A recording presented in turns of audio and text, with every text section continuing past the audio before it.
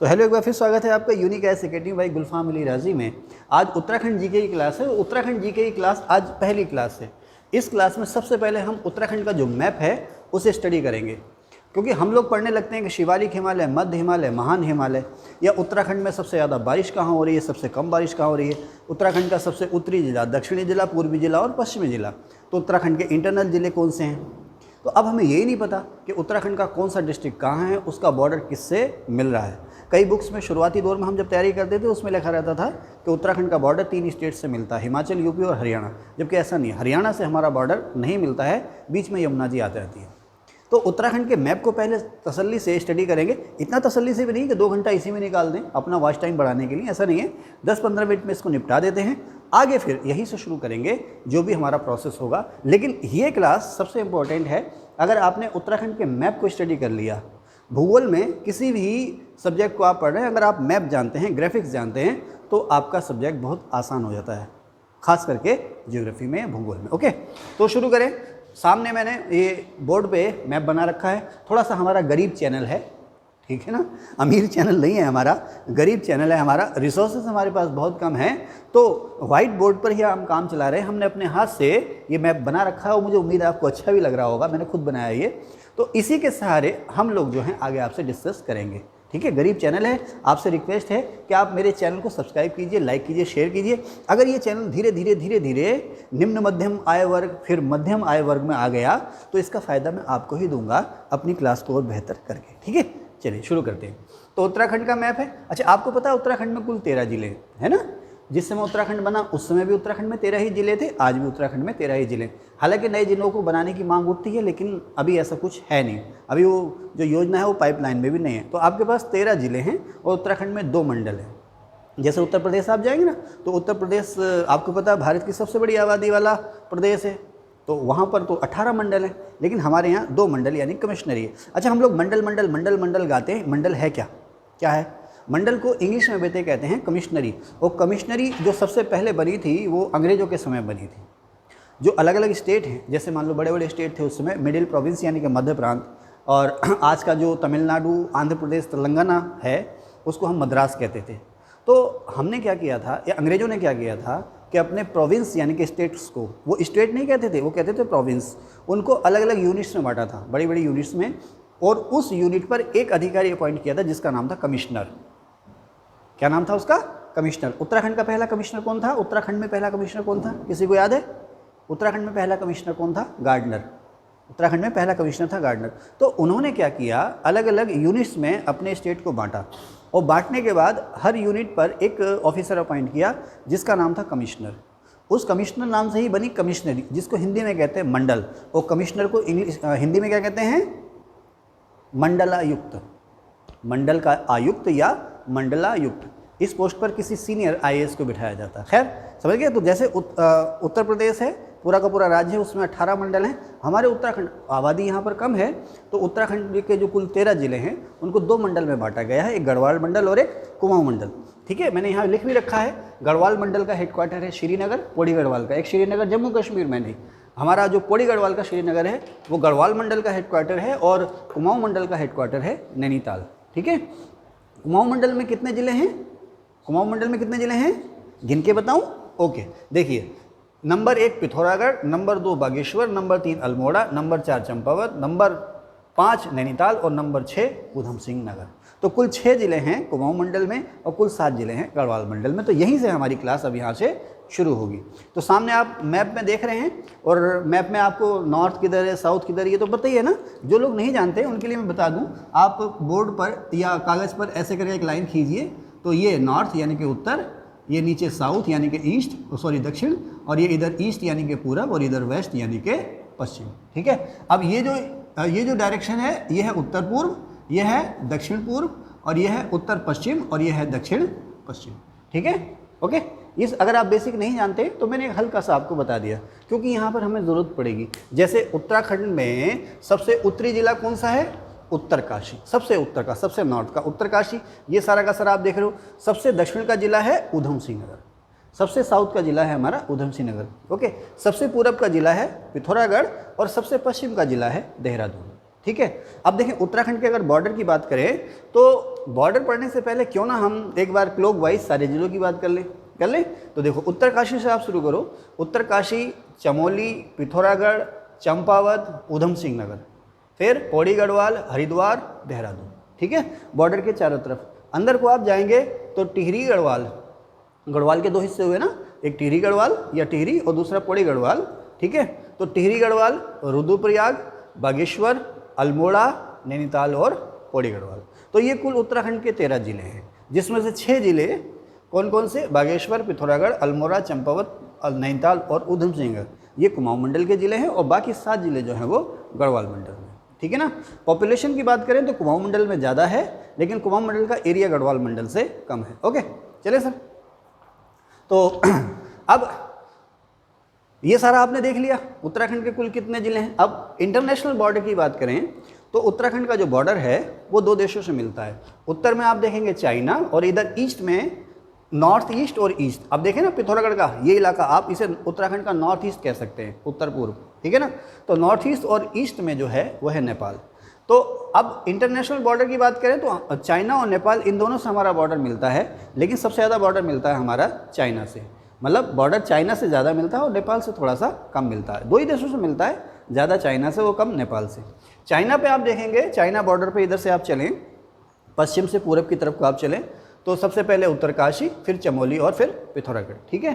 अब पिथौरागढ़ ऐसा जिला है जो इधर चाइना से ही मिलता है और इधर नेपाल से ही मिलता है, लेकिन पिथौरागढ़ का बॉर्डर नेपाल से ज़्यादा है। अभी आगे मैंने ये डाटा, इसे स्टेटिस्टिक्स या सांख्यिकी कहते हैं, ये डाटा मैंने अभी आगे लिखा है, उसमें जब मैं आऊँगा तब उस पर बात करूँगा।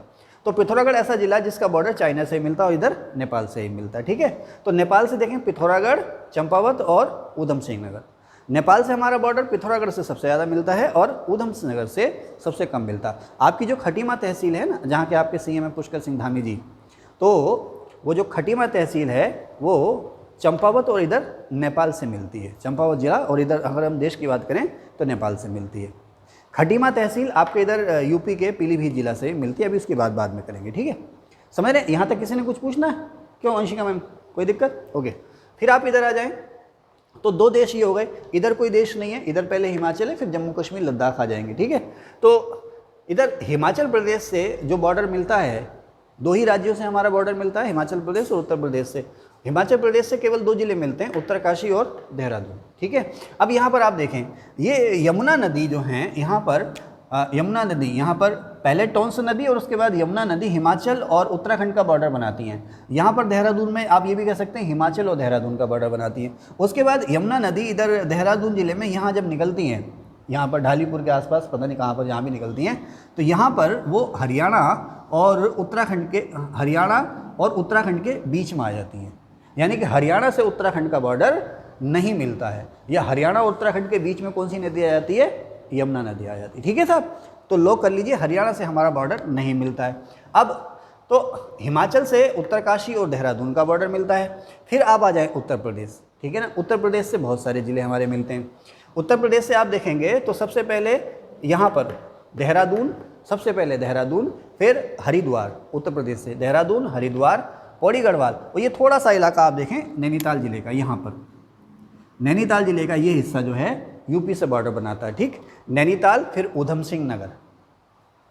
ध्यान रखना, चंपावत का बॉर्डर उत्तर प्रदेश से नहीं मिलता है। उत्तर प्रदेश से देहरादून, हरिद्वार, पौड़ी गढ़वाल के बाद नैनीताल, ऊधम सिंह नगर, और ऊधम सिंह नगर के बाद लास्ट है, ठीक है ना। चंपावत का बॉर्डर उत्तर प्रदेश से नहीं मिलता। क्यों? क्योंकि चंपावत को एक और इधर ऊधम सिंह नगर और इधर दूसरी तरफ नेपाल ने ढक लिया, यूपी इधर रह गया, ठीक है। समझ रहे हैं मेरी बात? ओके, चलिए साहब अब आगे चलते हैं। अब कई बार आपसे पूछा जा रहा है कि यूपी के कौन कौन से ज़िले उत्तराखंड से बॉर्डर बनाते हैं, एग्जाम में पूछा जा रहा है कई बार। तो इधर आप देखेंगे तो इधर सबसे पश्चिम में सहारनपुर और सबसे पूर्व में पीलीभीत, ये उत्तराखंड से बॉर्डर बनाते हैं, ठीक है। सबसे पश्चिम में आप चलेंगे तो सहारनपुर के बाद मुजफ्फरनगर के बाद बिजनौर के बाद मुरादाबाद, फिर रामपुर, बरेली और पीलीभीत जिला। आप देखिए ऊधम सिंह नगर से कई सारे जिले सीमा बनाते हैं, क्योंकि ऊधम सिंह नगर ना लंबाई में पूर्व से पश्चिम तक बहुत लंबाई में फैला हुआ है, एक पतली पट्टी के रूप में फैला हुआ ऊधम सिंह नगर जिला। चौड़ाई में बहुत कम है और लंबाई में ये शायद नहीं, हाँ लंबाई में ये शायद सबसे ज़्यादा, लेकिन मैं इसमें कंफर्म नहीं हूँ क्योंकि उत्तरकाशी की भी यहाँ से यहाँ तक लंबाई मुझे काफ़ी दिखाई दे रही है, तो इसमें मैं कंफर्म नहीं, लेकिन ऊधम सिंह नगर लंबाई में काफ़ी फैला हो पूर्व से पश्चिम तक। तो आप देखेंगे पीलीभीत 1, बरेली 2, रामपुर 3 और मुरादाबाद 4। मुरादाबाद 4 के बाद बिजनौर 5। 5 जिले जो हैं वो यूपी के, वो अकेले ऊधम सिंह नगर से बॉर्डर बनाते हैं। अच्छा आप देखें बिजनौर जो है वो ऊधम सिंह नगर से ही मिलता है, बिजनौर जिला ऊधम सिंह नगर से ही मिलता है, और इधर नैनीताल जिले से ही मिलता है, पौड़ी गढ़वाल से ही मिलता है और हरिद्वार से ही मिलता है, ठीक है ना। तो बिजनौर जो जिला है, बिजनौर जिला जो है वो उत्तराखंड के सबसे ज़्यादा कितने जिलों से, हरिद्वार 1, पौड़ी 2, नैनीताल 3, ऊधम सिंह नगर 4 जिलों से मिलता है। अब आपसे डिस्कस कर रहे हैं ना, तो एक चीज़ नई चीज़ नज़र में आ गई कि बिजनौर जिला जो है उत्तराखंड के सबसे ज़्यादा 4 जिलों से मिलता है। ओके चलें साहब, सहारनपुर जो है उत्तराखंड के 2 जिलों से मिलता है, देहरादून और हरिद्वार। बात समझ में आ रही है, सहारनपुर उत्तराखंड के 2 जिलों देहरादून और हरिद्वार से मिलता है। मुजफ्फरनगर केवल हरिद्वार से मिलता है, मुजफ्फरनगर केवल हरिद्वार से मिलता है। बिजनौर का मैंने आपको बताया 4 जिलों से मिलता है। जिला मुरादाबाद जो है वो केवल ऊधम सिंह नगर से मिलता है। जिला मुरादाबाद, रामपुर, बरेली, पीलीभीत ये केवल किससे मिलते हैं, ऊधम सिंह नगर से जिले से मिलते हैं। और ऊधम सिंह नगर जो है वो यूपी के कितने जिलों से मिल रहा है number 1 Bijnor, number 2 Moradabad, number 3 Rampur, number 4 Bareilly और नंबर 5 पीलीभीत। यूएसएन जो है यूपी के 5 जिलों से बॉर्डर बना रहा है, ठीक है बॉस, क्लियर है, ओके ठीक है। अब आगे चलते हैं। तो देखो कुल 13 जिले हैं, 2 मंडल हैं, गढ़वाल मंडल और कुमाऊं मंडल। गढ़वाल मंडल का हेडक्वार्टर श्रीनगर और कुमाऊं मंडल का हेडक्वार्टर नैनीताल। उत्तराखंड जो है उत्तर भारत में है ना उत्तर पश्चिम ना उत्तर पूर्व, ध्यान रखना उत्तराखंड उत्तर भारत में है। और हिमालय की अगर दिशा की बात करें तो हिमालय के पश्चिम मध्य में है, ना तो पूरी तरह से मध्य में है, ना पूरी तरह से पश्चिम में, ना पूरी तरह से पूरब में, पश्चिम मध्य में है, मिडिल वेस्ट में, ठीक है ना। उत्तराखंड हिमालय के पश्चिम मध्य में है। बॉर्डर मैंने आपको बताया, बॉर्डर जो है सबसे ज़्यादा, मैंने क्या लिख दिया होगा NSE, अच्छा ओके सबसे नॉर्थ में उत्तरकाशी है, मैं खुद ही लिख के भूल गया, सबसे नॉर्थ में उत्तरकाशी। आप किसी और का लिखा हुआ लेसन प्लान नहीं पढ़ा सकते, तो आप बार बार अटकेंगे, है ना। मैंने लिखा, देखो मैं खुद ही अट गया है, मैंने क्या लिखा हुआ है NSEW, है ना। तो सबसे नॉर्थ में उत्तरकाशी, सबसे साउथ में ऊधम सिंह नगर, सबसे ईस्ट में पिथौरागढ़ और सबसे पश्चिम यानी कि वेस्ट में देहरादून, ठीक है। इधर मैंने कुछ लिखा है उत्तराखंड और यूपी के बॉर्डर पर देहरादून, हरिद्वार, पौड़ी, नैनीताल, यूएसएन, यानी कि उत्तराखंड के वो जिले जो यूपी से बॉर्डर बनाते हैं, देहरादून, हरिद्वार, पौड़ी गढ़वाल, नैनीताल और ऊधम सिंह नगर। कुल कितने जिले, 5। उत्तराखंड के कुल 5 जिले यूपी से बॉर्डर बनाते हैं। उत्तराखंड से सबसे लंबा बॉर्डर किसका है, ऊधम सिंह नगर का, ठीक है।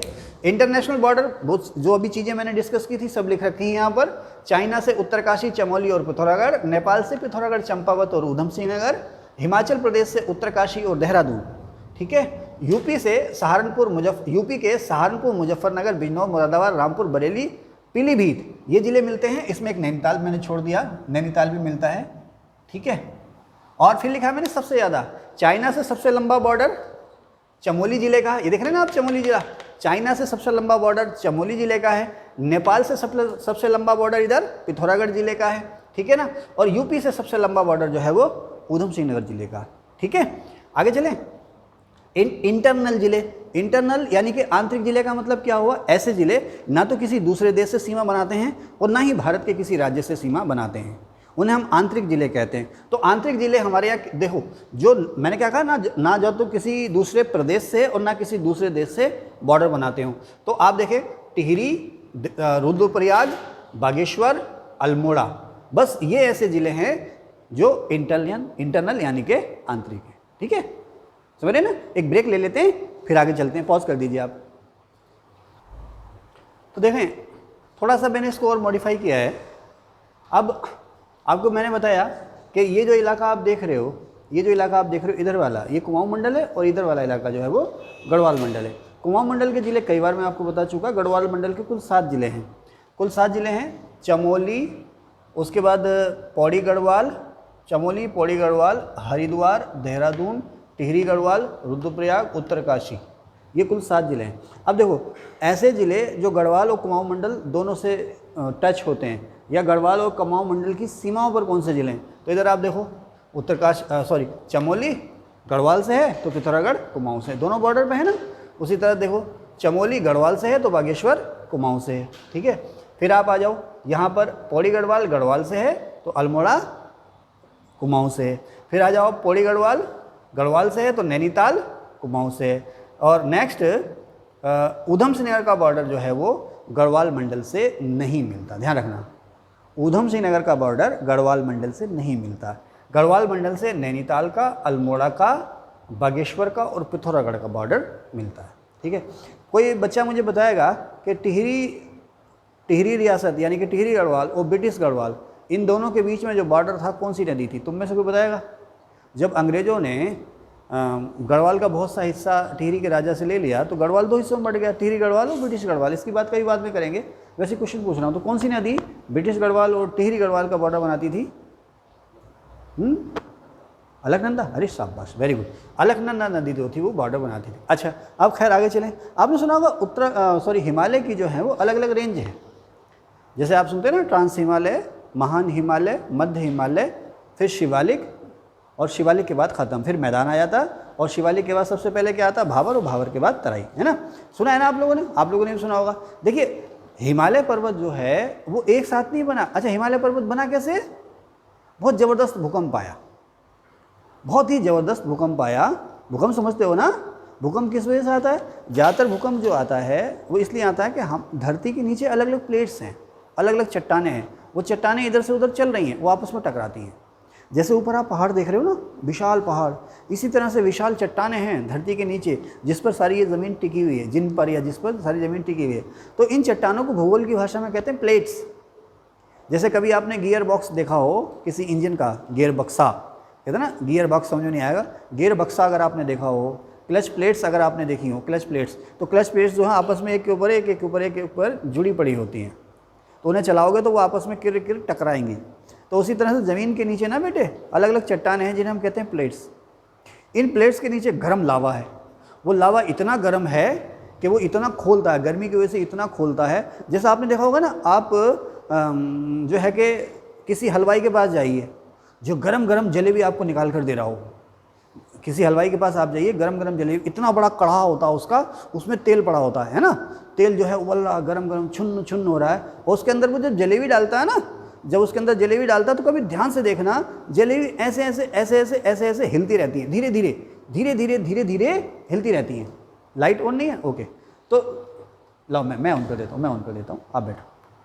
किसी बच्चे ने याद दिलाया कि लाइट ऑन नहीं है। तो जलेबी ऐसे ऐसे ऐसे ऐसे हिलती रहती हैं। किसकी वजह से हिलती हैं? वो जो तेल की जो गर्मी होती है ना, उससे हिलती हैं इधर से उधर को। उसी तरह से हमारी ज़मीन के सबसे नीचे चट्टानें पिघली पड़ी हैं। वो पिघली हुई चट्टानें जो हैं ऊपर को फोर्स मार रही हैं, जिस वजह से ऊपर की प्लेटें हिल रही हैं। हिलते हुए आपस में टक्कर खा जाती है। कभी ये टक्कर बहुत ज़बरदस्त हो जाती है तो ऊपर कंपन या ऊपर हलचल पैदा हो जाती है, जिसे हम कहते हैं भूकंप। तो साहब आज से करोड़ों साल पहले, आज से करीब 30 करोड़ साल पहले, कितने करोड़ साल पहले? 30 करोड़ साल पहले एक बहुत ही विशाल भूकंप आया, जिसको आप रिक्टर स्केल पे भी नहीं माप सकते। तो इससे हुआ क्या कि आज जिस जगह हिमालय पर्वत है वहाँ पर एक समंदर होता था जिसका नाम था क्या भाई अनिल जी? Tethys sea. आज जहाँ पर हिमालय माउंटेन है, इधर म्यांमार से लेकर उधर अफगानिस्तान तक, और उधर तिब्बत से लेकर इधर आपके उत्तराखंड हिमाचल तक, इस जगह पर एक विशाल सागर हुआ करता था जिसका नाम था टेथिस सी या टेथिस सागर। ठीक है, जब भूकंप आया तो इस टेथिस सागर में जो मलबा था वो ऊपर उठ गया, मोड़ खाता ऊपर उठ गया। कभी पहाड़ पे गए हो ना, तो पहाड़ पे देखो ऐसे एकदम बिल्कुल ऐसे चट्टाने नहीं है जैसे किसी मिस्त्री ने उनको बिल्कुल शेप दी हो, ऐसी कोई चट्टान नहीं है। चट्टाने क्या है? बेढब है। मलबा जिधर को उठ गया तो उठ गया। कहीं एकदम खड़ी चट्टान हो गई तो कहीं बीच बीच में आप देखेंगे प्लेन ज़मीन मिल जाएगी। गढ़वाल में प्लेन ज़मीन को क्या कहते हैं? सैण। गढ़वाल में प्लेन ज़मीन को कहते हैं सैण। आपने सुना गैर सैण? गैर का मतलब होता है गहरा समतल मैदान।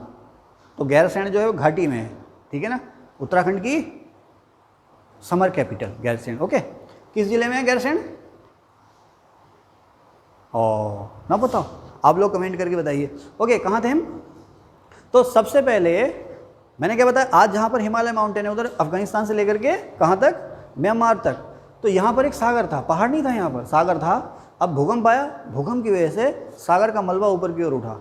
वो कितना ऊंचा उठा, इतना ऊंचा उठा कि जैसे कि माउंट एवरेस्ट है ना। हिमालय पर्वत की सबसे ऊंची चोटी कौन सी है, 8,848 मीटर, इतनी ऊंचाई तक उठ गया। तो कहीं ऊंची चोटियां बन गई तो कहीं गहरी खाइयां बन गई, ठीक है। तो ये जो सिलसिला हुआ आज से करीब 30 करोड़ साल पहले, जो समंदर में मलबा था उस पर दबाव पड़ा, भूकंप आया, वो मलबा ऊपर उठा।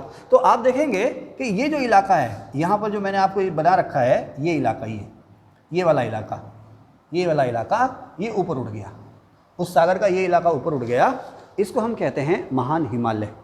हिमालय कौन सी रेंज, महान हिमालय, इसको महान हिमालय कहते हैं। और इसका जो तिब्बत की तरफ को ढाल है, इसी का जो तिब्बत की तरफ को ढाल है, उसे हम कहते हैं ट्रांस हिमालय या पार का हिमालय। मैंने लिखा भी है, देखो, ट्रांस हिमालय या पार का हिमालय। तो ये इलाके आप जो देख रहे हो ना, ये थोड़ा सा उत्तरकाशी का, थोड़ा सा चमोली का इलाका और थोड़ा सा पिथौरागढ़ का इलाका, इसे हम कहते हैं ट्रांस हिमालय या पार का हिमालय, जो बॉर्डर बनाता है तिब्बत से, ठीक। उसके बाद इसको ऊपर उठने दो। और नेपाल में माउंट एवरेस्ट की ऊंचाई कितनी, 8,848 मीटर, इतना ऊंचा है ये।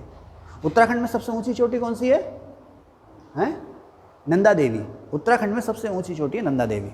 कौन से जिले में, चाइना, चमोली जिले में, ठीक है, ओके। तो साहब ये आप देखें, उत्तरकाशी, टिहरी, गढ़वाल, मैंने यहाँ लिखा भी है महान हिमालय किन किन जिलों में है। आप देखें, उत्तरकाशी, टिहरी, रुद्रप्रयाग, चमोली, बागेश्वर और पिथौरागढ़, कुल 6 जिलों में है महान हिमालय। यहाँ पर आप देखें, यहाँ पर ध्यान दें, उत्तरकाशी, टिहरी, गढ़वाल, रुद्रप्रयाग, चमोली, बागेश्वर और पिथौरागढ़, इन 6 जिलों में आपको ऊंची ऊंची पहाड़ियाँ मिलेंगी, जिसे हम हिमालय की कौन सी रेंज कहते हैं, महान हिमालय। इसे महान हिमालय क्यों कहते हैं, महान हिमालय इसलिए कहते हैं कि हिमालय की सबसे चौड़ी और सबसे ऊंची रेंज है, या श्रृंखला है, या ब्रांच है, इसलिए इसका नाम पड़ गया महान हिमालय या ग्रेटर हिमालय। अच्छा, इसको एक नाम और देते हैं, हिमाद्री। हिमाद्री माने हिम का घर या बर्फ़ का घर। ये इतनी ऊंचाई पर है कि यहाँ पर अक्सर बर्फबारी होती रहती है। यहाँ पर ज़्यादातर जो इलाका है अक्सर बर्फ़ से ढका रहता है, इसलिए इसको हिमाद्री भी कहते हैं। तो इसका नाम महान हिमालय भी पड़ गया, ग्रेटर हिमालय भी पड़ गया, और हिमाद्री, बर्फ़ की चादर बिछी रहती है यहाँ पर। यहाँ पर आबादी सबसे कम है। जैसे जैसे ऊपर और ऊंचाई में जाओगे तो ये सब निर्जन होता जाता है। माड़ा गांव या वो जोहार वैली जो है, उससे ऊपर आप जाओगे तो आपको कुछ नहीं मिलेगा, प्लांट्स भी नहीं मिलेंगे, हर तरफ बर्फ़ ही बर्फ़ मिलेगी, ठीक है। तो ये हो गई हिमालय की रेंज, महान हिमालय। अब उसके बाद मामला शांत हो गया, लेकिन उसके बाद फिर से करोड़ों साल बाद फिर से एक तेज़ भूकंप आया, और भूकंप की वजह से 33 सागर का मलबा फिर ऊपर उठा। भाई यहाँ पर जो सागर था ये ऊपर उठ गया, अब यहाँ पर तो सागर बचा है ना, सागर दी बोटी लेती इंडिका चला है, ख़त्म हो गया। सोशल मीडिया पे लोग बहुत जल्दी छाते हैं, लेकिन बहुत जल्दी भुला भी दिए जाते हैं।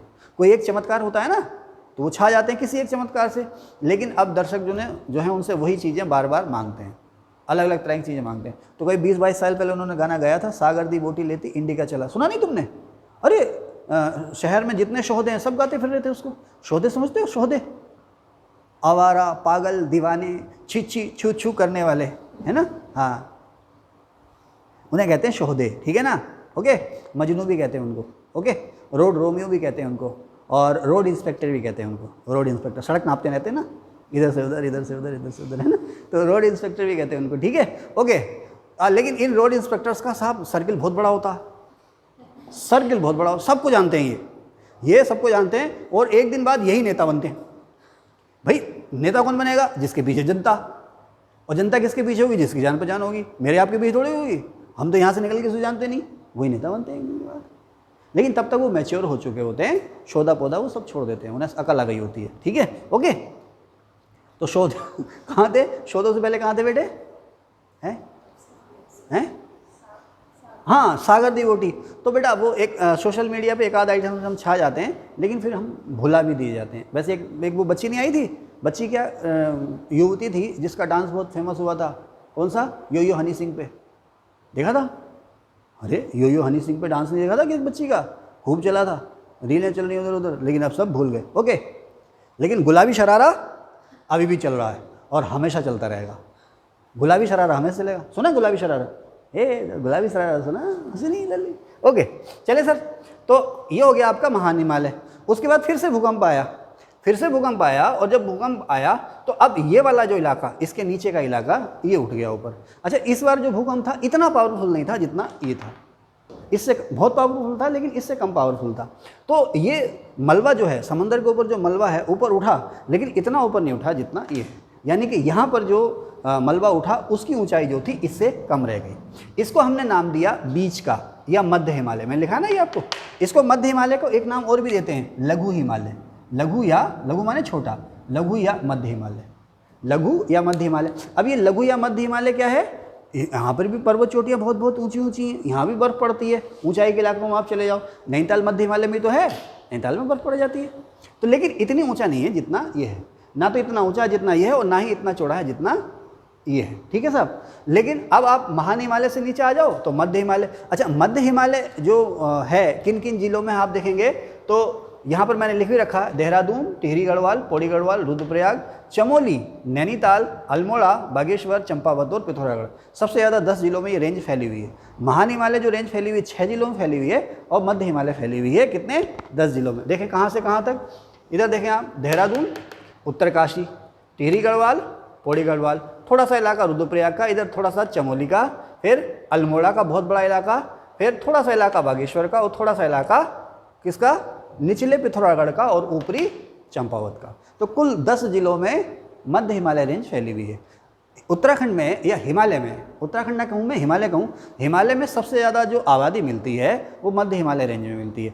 सबसे कम आबादी मिलती है महान हिमालय में। ये मैं आपको लिखाऊंगा अभी यहाँ पर ना, सबसे कम आबादी महान हिमालय में, सबसे ज़्यादा आबादी जो है उत्तराखंड की वो मध्य हिमालय में मिलती है। ओके, चलें साहब। अब नीचे आप आएँ तो मामला 33 सागर में मलबा उठा ऊपर, फिर से शांत हो गया, लेकिन अब इसकी 2 रेंज बन गई, एक महान हिमालय और एक मध्य हिमालय। लेकिन महान हिमालय पहले बन गया, उसके करोड़ों साल बाद मध्य हिमालय बना, तो यहाँ पर बीच में एक गैप बन गया जिसे हम कहते हैं दरार, महान हिमालय और मध्य हिमालय के बीच में। शुद्ध हिंदी में, भूगोल में उसको कहते हैं बेटे फॉल्ट।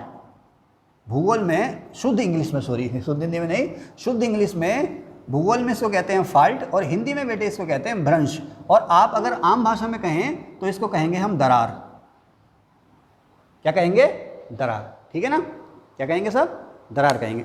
तो इन दोनों के बीच में ये दरार आ गई, और ये लगभग हिमालय के बीचों बीच है, हिमालय के लगभग बीचों बीच है। तो इस दरार का नाम पता क्या है, मेन सेंट्रल थ्रस्ट या मुख्य केंद्रीय दरार।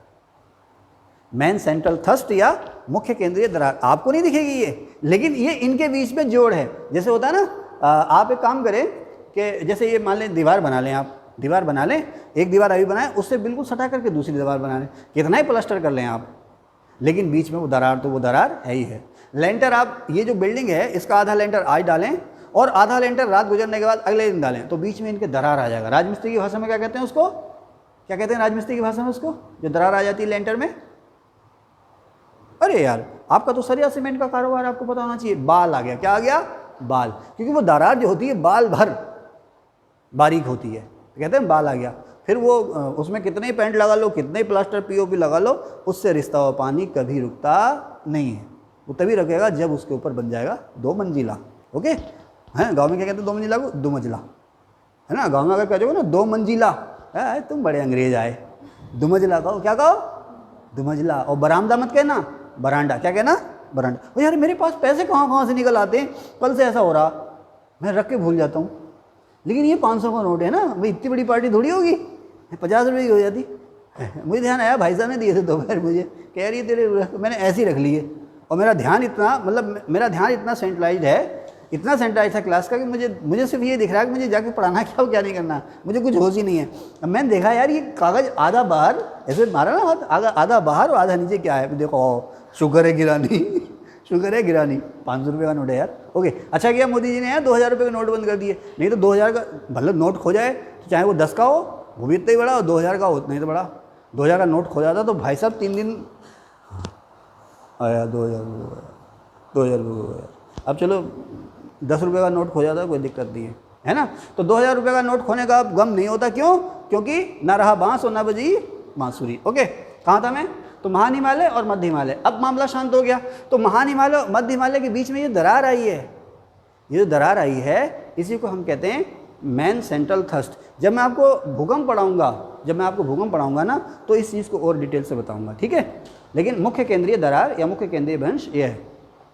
आगे चलें। अंदर जो प्लेटें टकरा रही है ना, ज़मीन के अंदर जो प्लेटें टकरा रही हैं, उनसे जो एनर्जी निकल रही है, एनर्जी किसके रूप में निकल रही है? वाइब्रेशन, कंपन के रूप में, हलचल के रूप में निकल रही है। तो उसको रास्ता मिलता है यहाँ से निकलने के लिए, उन कंपनों को बाहर निकलने का रास्ता यहाँ से मिलता। इसीलिए उत्तराखंड में या हिमालय में सबसे ज़्यादा जो भूकंप आते हैं इसी के आसपास आते हैं, इस गैप की वजह से, ठीक है। ओके, अब साहब महान हिमालय बन गया, मध्य हिमालय बन गया, उसके बाद मामला फिर शांत हो गया। तो आज से करीब 5 करोड़ साल पहले आज से फिर से हिमालय को एक झटका सहना पड़ा। किसका झटका? भूकंप का झटका। अब फिर से भूकंप आता है, लेकिन वो भूकंप इतना ज़बरदस्त नहीं था जितने ये दोनों थे, लेकिन ज़बरदस्त था। क्यों? क्योंकि उसने समुद्र के मलबे को मजबूर कर दिया कि ऊपर उठो। तो समुद्र का मलबा, कौन से समुद्र का? तेथिस सागर का। ये मलबा एक बार फिर ऊपर उठा। अब हिमालय की तीसरी ब्रांच बनी, जिसे हम कहते हैं शिवालिक। तो शिवालिक ब्रांच जो है कहाँ पर है? मैंने यहाँ कहीं लिखा है मैंने यहाँ लिखा है। देहरादून, टिहरी गढ़वाल, पौड़ी गढ़वाल, नैनीताल और चंपावत। कुल कितने जिले हो गए ये? कुल 5 जिलों में ये ब्रांच आपको मिलेगी। यहाँ पर मैप में आप देखिए देहरादून, अच्छा हरिद्वार में हालांकि चोटियाँ हैं, लेकिन किताबों में लिखा रहता है कि हरिद्वार में क्या है? पहाड़ नहीं है। तो हम भी मान लेते हैं ठीक है साहब, पहाड़ नहीं है, छोटी मोटी चोटियाँ इधर उधर बिखरी पड़ी हैं। लेकिन जब किताब कह रही है बार बार कि हरिद्वार में पहाड़ नहीं है, तो हमने मान लिया ठीक साहब पहाड़ नहीं है, वो मिट्टी की छोटी छोटी चट्टानें, ठीक है साहब। तो शिवालिक रेंज आपको देहरादून में मिलेगी, ध्यान रखना, हरिद्वार में नहीं मिलेगी, याद रखना, नोट कर लेना। शिवालिक रेंज हरिद्वार में नहीं है। देहरादून के बाद शिवालिक रेंज थोड़ा सा टिहरी गढ़वाल, लगभग बहुत सारा पौड़ी गढ़वाल, देहरादून, टिहरी गढ़वाल, पौड़ी गढ़वाल, नैनीताल के बाद आपका चंपावत। शिवालिक रेंज आपको नहीं मिलेगी पिथौरागढ़ में, नहीं मिलेगी अल्मोड़ा में, नहीं मिलेगी आपको रुद्रप्रयाग में, नहीं मिलेगी उत्तरकाशी में। यहाँ पर शिवालिक रेंज आपको नहीं मिलेगी। शिवालिक रेंज जो है हिमालय की सबसे कम ऊंची रेंज है, और महान हिमालय जो रेंज है वो हिमालय की सबसे ऊंची रेंज है। तो महान हिमालय की रेंज आपको देहरादून में नहीं मिलेगी, आपको जो महान हिमालय की रेंज पौड़ी गढ़वाल में नहीं मिलेगी, और महान हिमालय की रेंज आपको अल्मोड़ा और चंपावत में नहीं मिलेगी। तो इसी तरह से शिवालिक जो रेंज है बेटे, वो आपको ना तो पिथौरागढ़ में, ना अल्मोड़ा में, ना चमोली में, ना रुद्रप्रयाग में, और ना ही उत्तरकाशी में मिलेगी। ठीक है, क्लियर है? ओके, तो ये हिमालय की 3 अलग अलग रेंज हो गई। अब आप देखें मध्य हिमालय के बाद शिवालिक बना, तो मध्य हिमालय और शिवालिक के बीच में भी फॉल्ट आ गया। क्या आ गया? फॉल्ट या दरार या भ्रंश या बाल आ गया। क्या आ गया? बाल आ गया, है ना। तो इसके बीच में जो बाल है वो देखो बेटे यहाँ पर है, ये रहा आपका, ये शिवालिक और मध्य हिमालय के बीच में।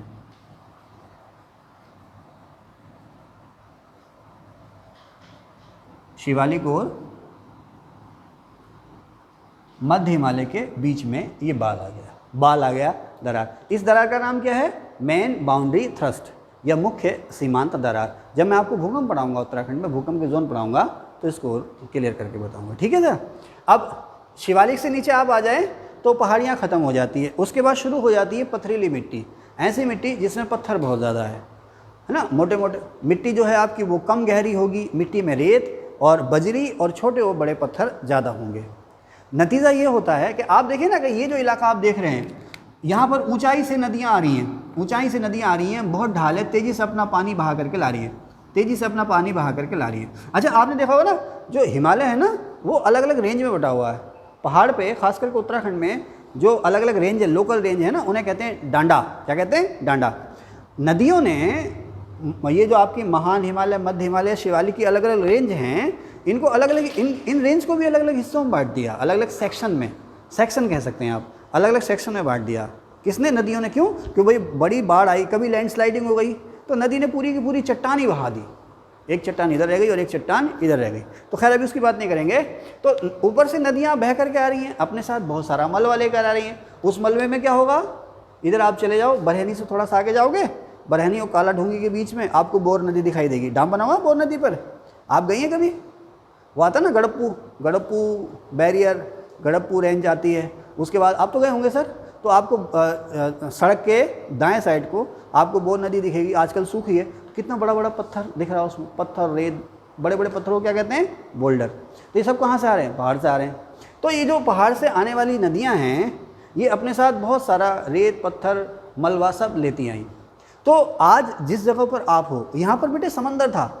आज जो जिस जगह पर हो, जिसे आप तराई कहते हो, और उधर चले जाओ आप, रामपुर, मुरादाबाद, बरेली, पीलीभीत, शाहजहाँपुर, बदायूं, उधर तक चले जाओ, पूरा आधा उत्तर प्रदेश ले लो। कितना उत्तर प्रदेश? अजी कैसा आधा उत्तर प्रदेश? विंध्याचल पर्वत तक चले जाओ, पूरा का पूरा उत्तर प्रदेश, राजस्थान का बहुत बड़ा इलाका, राजस्थान, पूरा हरियाणा, पूरा पंजाब, पूरा जम्मू, पूरा का पूरा जम्मू, पूरा बिहार, पूरा का पूरा झारखंड, और आधा बंगाल, यानी कि विंध्याचल पर्वत से उत्तर की तरफ को चले जाओगे तो ये सारा का सारा 33 ही था। यहाँ पर सागर था बालक, क्या था यहाँ पर? सागर या समंदर था। लेकिन इन नदियों ने हर साल भाई बांध तो बने हुए नहीं थे, नदियों में लगातार तमाम मलबा आ रहा है, रेत, बजरी, पत्थर, कंकड़ सब आ रहा है। धीरे धीरे धीरे धीरे इस सारे इलाकों को पाट दिया, सारे इलाकों को पाट दिया, और ये आज एक उपजाऊ मैदान बन गया, जिसे हम कहते हैं उत्तर भारत का विशाल मैदान। किसी ज़माने में यहाँ पर सागर था। कौन सा सागर? 33 सागर। तो इसे किसने पाटा है? यहाँ से आने वाली इन नदियों ने। अच्छा, अब जब नदियों ने इसका पटान करना शुरू करा ना, तो इस मैदान का ढाल ऐसे करके नीचे को हो गया। आप देखें, पानी हमारे इधर से इधर को थोड़ी बहता, इधर से इधर को बहता। तो ऊपर जाएंगे तो ज़्यादा ढाल, और कम ढाल, और कम ढाल, और कम ढाल, और कम ढाल। तो अब होता क्या है, जैसे कि अनीस भैया थोड़ा सा इधर फोकस करना, इधर, यहाँ इस जगह पर,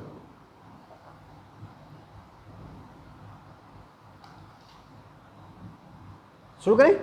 चलो, तो अब देखो, जैसे यहाँ पर ऊपर ये तेज ढाल से नदी बह करके आ रही है, तेज ढाल से। अब धीरे धीरे हालांकि इसका ढाल कम हो रहा है, यहाँ पर ये मैदान में उतर गई, यहाँ पर मैदान में उतर गई, ठीक है। अब जब ये पहाड़ खत्म हो गया, नदी की घाटी खत्म हो गई, अब ये नदी आ गई उधर मैदान में। इसमें बहुत सारा मलबा बह करके आ रहा, ये मलबा जो है वो यहीं पर इकट्ठा हो गया, इस जगह पर ये इकट्ठा हो गया, यहाँ पर दूर तक यहाँ पर ये मलबा इकट्ठा हो गया। अब नदी में जो पानी आया था वो इस रेत, कंकड़, पत्थर, बजरी जो है उसके नीचे धीरे धीरे नीचे बैठ गया, यहाँ पर नीचे बैठ गया, ये पानी नीचे चला गया। क्यों? क्योंकि यहाँ पर ठोस मिट्टी नहीं थी, यहाँ पर कंकड़, बजरी, रेत, पत्थर थे, ये पानी ज़्यादातर नीचे चला गया। अब ये जो ऊबड़ खाबड़ पत्थर है ना, धीरे धीरे समय के साथ इस पर घास फूस जम गई, थोड़ी बहुत रेत भी आ गई, मिट्टी बन गई। लेकिन इस मिट्टी में वाटर लेवल जो है बहुत नीचे चला गया। क्यों नीचे चला गया? क्योंकि ऊपर से जो पानी आप देखो ना, ये पानी यहाँ पर बह रहा, यहाँ से पानी रिसा ना, ये पानी रिसा और रिस करके यहाँ पर बहुत नीचे चला गया, वाटर लेवल जो है बहुत नीचे चला गया। और मिट्टी क्या हो गई है? ऊबड़ खाबड़, कंकड़ पत्थर है ना, तो ऊबड़ खाबड़ मिट्टी हो गई है। मिट्टी जो है कम गहरी होगी, मिट्टी सख्त होगी, यहाँ पर जुताई करना मुश्किल है, खेती करना यहाँ पर मुश्किल है। दो वजह, एक तो यहाँ पर वाटर लेवल बहुत नीचे चला गया, दूसरे मिट्टी जो है पथरीली है, ऊबड़ खाबड़ है। इस इलाके को हम कहते हैं क्या? भावर। अब देखो ना, नदी का ढाल ये आ रहा धीरे धीरे ये आ रहा, यहाँ तक पहुँचे हम, यहाँ पर आ गए नदी के ढाल में। तो आप देखें कि ये जो पानी यहाँ पर रिस कर आया था, यहाँ पर ऐसा नहीं कि ज़मीन पर तैरने लगेगा पानी, ऊपर ज़मीन पर आ गया पानी, ऐसा कुछ नहीं है। लेकिन यहाँ पर आप देखेंगे कि वाटर लेवल अप हो गया, ऊपर हो गया। ऐसा नहीं है कि पानी उछल के आ गया, लेकिन आप देखें कि यहाँ से यहाँ में ढाल में फ़र्क है। तो जो पानी धीरे धीरे यहाँ पर रिस कर आया था, तो बह करके वो यहाँ तक आ गया। तो इस इलाके में वाटर लेवल अप हो गया। आप यहाँ रह रहे हो ना, तो अब तो खैर बहुत सूखा पड़ा, ज़बरदस्त सूखा पड़ा। इतना सूखा मैंने अपनी लाइफ में कभी नहीं देखा, और इतनी गर्मी इस साल 2024 में पड़ रही है, इतनी गर्मी मैंने अपनी लाइफ में कभी नहीं देखी। समझ रहे ना? इतनी गर्मी, कभी मैं दिल्ली वगैरह गया था तो मैं वहाँ ऐसी गर्मी देखता था, लेकिन इतनी गर्मी मैंने नहीं देखी।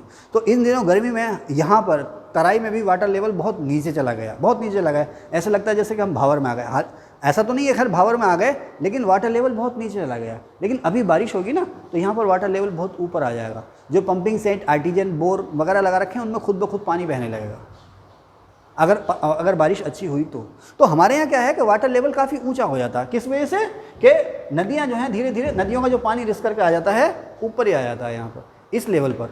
यहाँ पर जो लेवल है वो बैलेंस हो जाता है, पानी ऊपर आ जाता है। तो भावर में जो वाटर लेवल है काफ़ी नीचे चला जाता है, तराई में ही वही वाटर लेवल आपको ऊपर दिखता है। और तराई को इसीलिए तराई कहते हैं क्योंकि यहाँ पर वाटर लेवल ऊपर है, ज़मीन में अच्छी खासी नमी रहती है।